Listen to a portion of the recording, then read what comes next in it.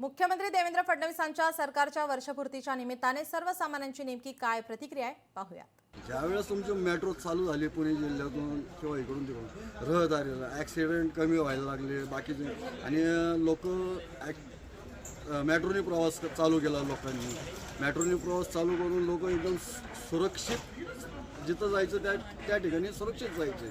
तिथून आता केंद्रीय मंत्रिमंडळ कॅबिनेटमध्ये पंतप्रधान नरेंद्रभाई मोदींनी जो आत्ता फेज 4चा मेट्रो प्रकल्पाला मान्यता दिली ती खूप म्हणजे मोठं योगदान आहे पुणे जिल्ह्याला।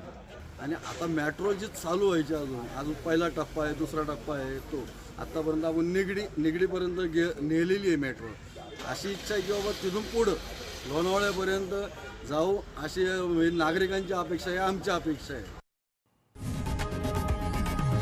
लोकशाही मराठी ऐका, पहा, जागरूक रहा।